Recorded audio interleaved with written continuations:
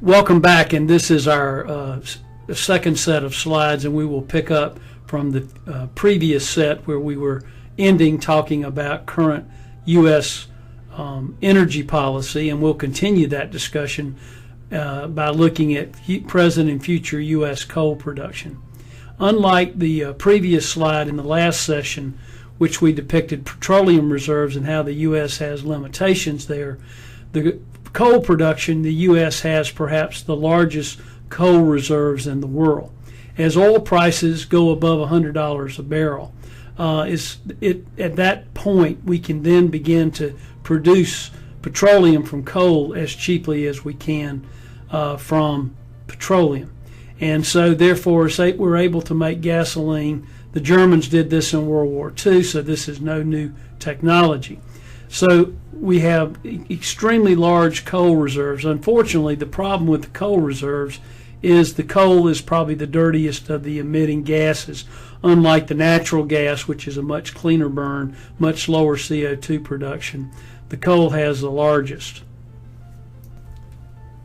This next slide depicts a slide of the future for energy production in the U.S., and that's green energy. Now, green energy is essentially energy that is renewable, and the renewable sources that we're talking about include wind, solar, and hydro and geothermal. Next slide.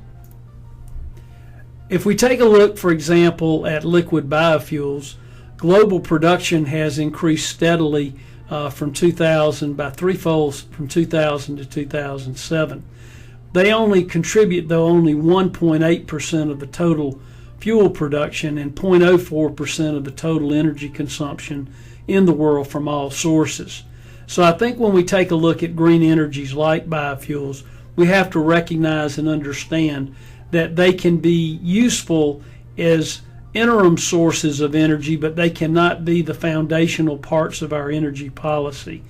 They are not capable of producing large enough amounts of fuel and energy to drive the world's energy supply, but they can be used to augment and supplement our energy production. So look at it as we can offset 2 to 3% of coal production, for example, with these different green energies. We're able to reduce our CO2 footprint.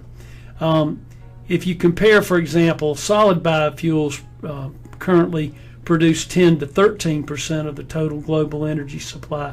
So when we look at things like switchgrass, where we can make ethanol from those types of sources with the solid biofuels, we're able to meet much more of our energy needs. It's estimated by 2020 we will produce 70 billion liters of biofuel, equivalent, that's in the U.S., and that would be equivalent to worldwide biofuels production in 2007. So the U.S. is well on its way to increase that production. Now, if we take a little closer examination of liquid biofuels, our first generation biofuels include things like ethanol from corn production and biodiesel, which can be made from the esterification of plant oils, particularly from algae. Our second generation of biofuels includes cellulosic ethanol, and it also includes biomass to liquid fuels from a variety of sources, including animal and human waste. And this may also include algal production of diesel fuels up to 1,200 gallons per acre. Currently in South Carolina, we have an experimental plant running in Monk's Corner that is producing basically recycling secondary treated sewage effluent and growing algae to produce diesel fuel. Now, one of the biggest problems with algal biofuels use is the amount of water required to produce algal biofuels. The current microalgae have the potential to generate about 48% of the current U.S. petroleum that we import from abroad. So there is great potential here. However, this level of production to offset that much petroleum production would take nearly 6% of the land area in the United States, and it would use 3 times more water than is currently used in irrigated agriculture, which is really not practical. The other thing that is of significant interest is the locations for where we can do this type of algal production are pretty well limited in terms of the water demands to the southeastern U.S. and the Great Lakes because of the lack of water in other parts of the Pacific or parts of the southwest U.S. where we just don't have enough water, even though we have plenty of sunlight. So obviously we do have the ability to offset through algal production, petroleum use. This slide just depicts the areas where you have the most productive use, sort of making the point I said earlier, in terms of where algal biofuels would be restricted to. And as you can see, the most productive areas are going to be in the south, the areas that are in the yellow and friendlier colors, as you can see. The reds and purples you can see in the Pacific, in the U.S. Southwest and desert areas. We just don't have enough water. But you can see along the Gulf Coast, some of the Mid-Atlantic and Great Lakes, we have essentially areas where we could do this. Now, again, these are the most water consumptive areas are in the west, so you can really see, again, this slide just points out you're pretty well limited to the southeast and Great Lakes states. This last slide gives a comparison between water use for different sources of oil compared to the algal biofuels. For example, if you take a look, and this water use is based on liters per kilogram per kilometer mile driven. So you can see for conventional petroleum is 0.17 to 0.7 liters per mile driven. Whereas if you go down and look at your microalgae, the projections are anywhere from 20 to 120 almost liters. So as you can see, the algal biofuels have much higher water requirements. Similarly, if we look at ethanol, switchgrass, switchgrass is probably one of the closest to petroleum. It certainly is in the range of what we have with petroleum, and from 0.24 to 1.4 liters per mile driven. But as you can see, many of the current alternatives really don't allow us that option. You can see, for example, a electric plug-in vehicle requires 0.56 liters per mile driven, and we don't sometimes think about those water demands for our energy, but water is a limited commodity just like fuels. Now this next slide does a comparison of and this was done by a study in Japan, Sweden, and Finland, so it was done of developed nations, and what it does is it compares energy, CO2 production, carbon emissions by different energy sources for these three countries. And as you can clearly see, coal, gas are your highest CO2 emitters. You can clearly see that as we go to the right of this slide, as we move into things like wind and hydropower and solar power, they have lower CO2 footprints. But one of the industries that I want to point out that has some of the lowest CO2 emissions is nuclear power. So why is energy policy so important in terms of public health? This slide really captures the essence of the preceding slides and why it becomes so important.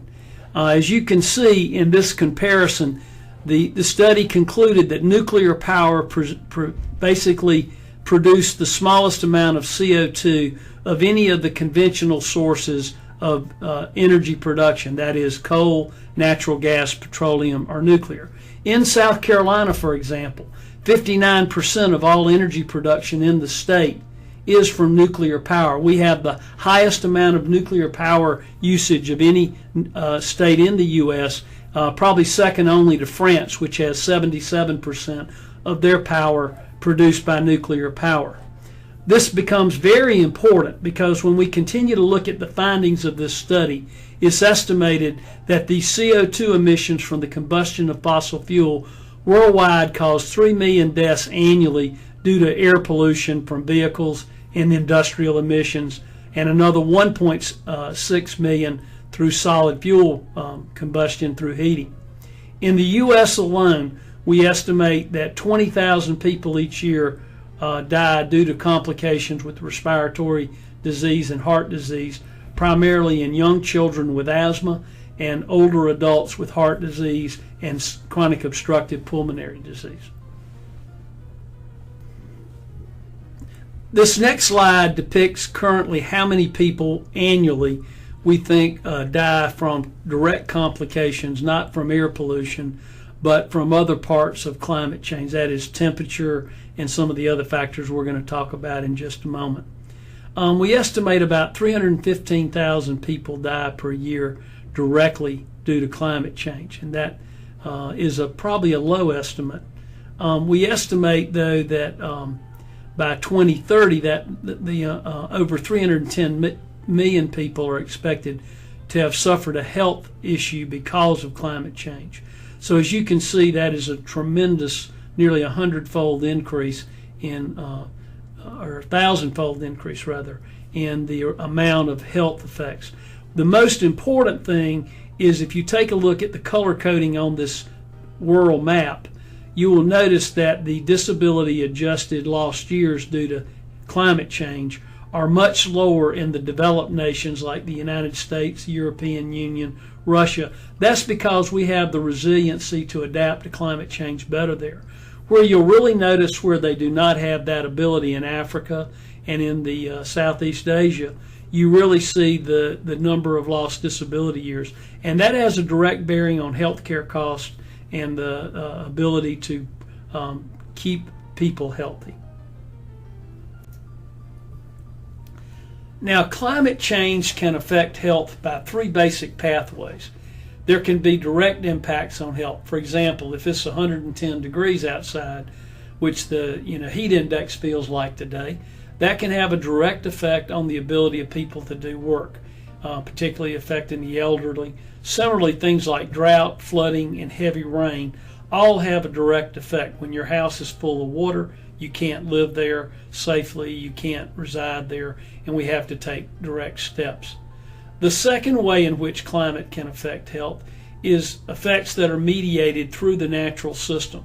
And we're going to be talking a lot about some of these tonight, things such as vector-borne diseases like mosquito-borne diseases like malaria, dengue fever, foodborne illnesses. We'll talk about Vibrios and some of those tonight, and waterborne diseases, and then air pollution.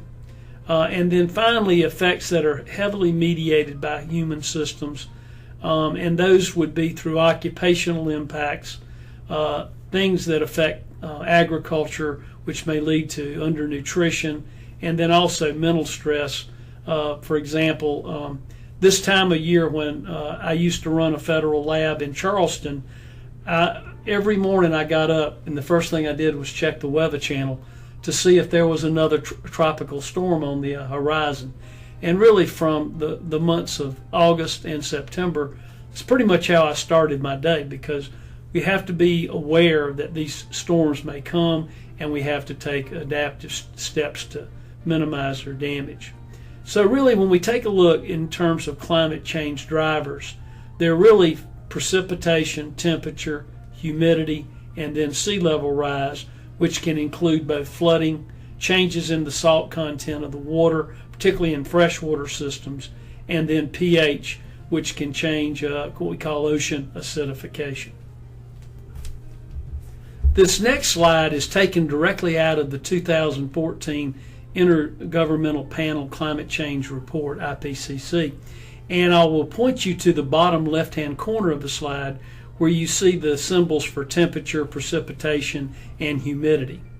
So you'll notice that as we move through these different diseases such as malaria, dengue fever, you'll notice that both of those are affected by temperature, precipitation, and humidity, all of which will be affected by climate change. You'll also notice on the right-hand side at the bottom the color coding red, orange, or blue, depending upon your degree of color blindness, basically indicate the confidence that we have and what the directional change is with temperature. For example, if we look at malaria, with increased temperature, we believe that will expand the area for malaria to broader geographical areas.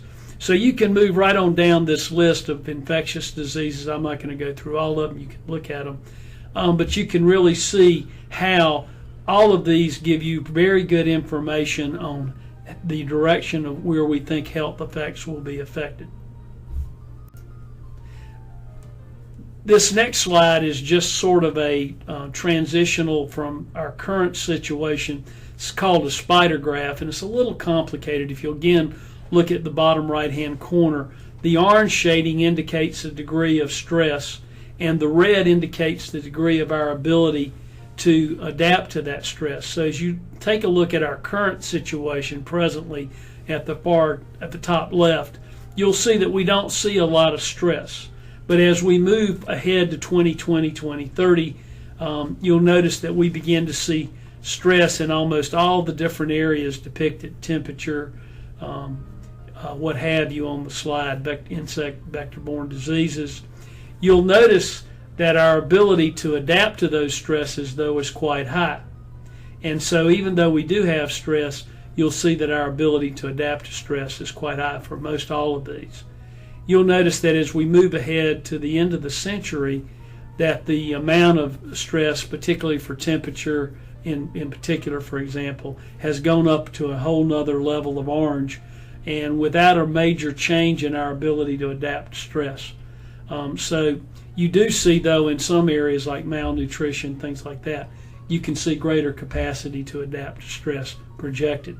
So as you go through and read the climate report through the IPCC, you can understand health effects. There's a whole chapter and a whole report on health. Now, I said earlier that our drivers for climate change and environmental health on terrestrial ecosystems are temperature, precipitation, that is flooding or drought, air pollution, alterations in vector, water, or foodborne illnesses, and then extreme weather events, floods, tornadoes, hurricanes, winter storms, and drought. A lot of people don't understand with climate change that storm intensities will go up, both in terms of summer storms associated and spring storms associated with tornadoes and hurricanes, as well as winter storms, because we're putting more energy into the environment at all levels.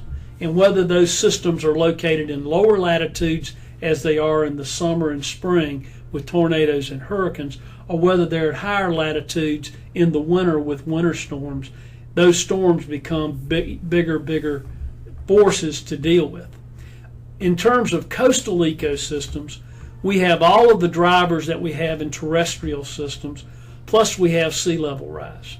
We have inundation of salt water into freshwater rivers, many of which may be drinking water sources for coastal communities.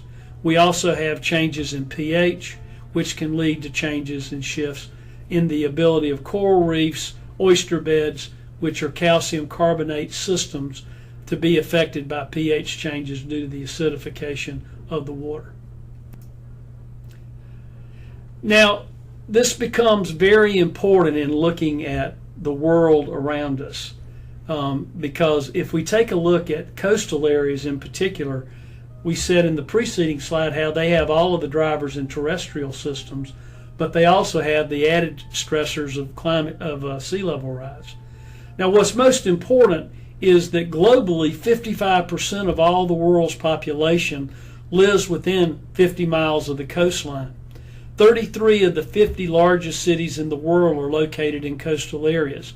And the most important thing, we think of the global village we live in, 80% of the world's commerce is basically transferred and commuted, if you would, through maritime trade. So while the internet is the information highway, maritime commerce is the global highway for the exchange of goods and services. Now, if we take a look at the U.S., over half of our population lives in the coastal zone, which represents only 11% of the land area of the lower 48 states. So when you really sit down and think about that, that means there are many more people and much more commercial activity in the coastal zone than in the interior portions of the U.S. One of the most striking things, the Pew Commission found that 25% of all land conversions of rural land from forested areas into suburban areas in the U.S. over the last 300 years, since we were founded as a nation, occurred in the 15-year period from 1982 to 1997. And if you extend that out to 2008, to the start of this latest economic slowdown, that 25% of all land conversions probably is closer to 35%. So think about that. When you think about North America, a third of all the land changes in the landscape ecology occurred in the last 25 years. Now, we mentioned that our coastal areas are unique because of the fact we have so many people there, but we also have competing uses for those ecosystems.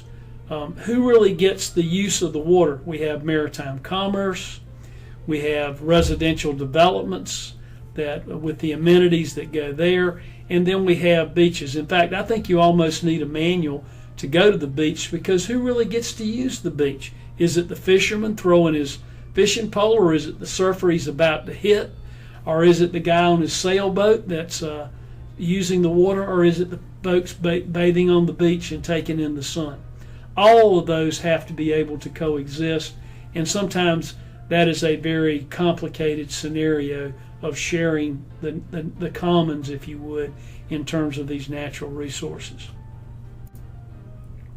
Now, the reason economic development of the coast is so important, that means there are 5 times more commercial activity per land area and 5 times more people per land area in the coastal zone because of just the increasing amount of urbanization that we have in those areas.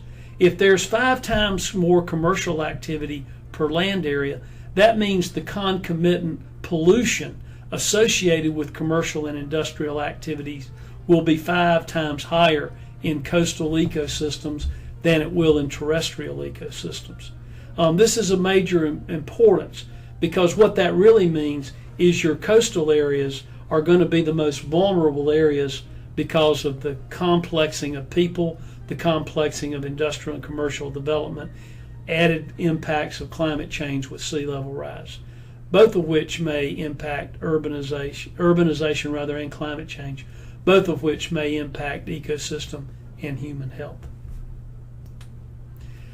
Now, if you take a look in these coastal areas, this influx of people and the associated economic activity has resulted in major landscape changes, most of which involve the hydrological cycle. And what we do is, when we pave paradise and put up a parking lot, we basically transform the landscape ecology so when it rains, water can no longer infiltrate into the ground, rather it runs off. This accelerated runoff of rainfall results in increased discharges of toxic chemicals, things like pesticides, trace metals, petroleum hydrocarbons, personal care products, pharmaceuticals, and then nutrients, and then microbes. So this little cartoon sort of captures it. We change the landscape ecology. We then discharge that increased runoff out into our coastal ecosystems. This can affect the health and well-being of the natural resources. And then, of course, you and I, being at the top of the food web for many of these natural resources, we're the ultimate recipient of all this activity, particularly since we're at the top of the food web. So going back to where we started in this section, where we started looking at coal production and why it's so important to look at energy policy, because it is energy policy that drives CO2 emissions and leads to all the concomitant complexities of climate change that can affect health. That is why it is so important that we pay attention to energy policy. If we couple those factors along with our concern about urbanization, particularly in our coastal areas, we see the complexities of climate change and we also see the complexities of paving paradise and putting up a parking lot. It all runs together and basically formulates a recipe for disaster, particularly in our coastal communities where over half the world lives.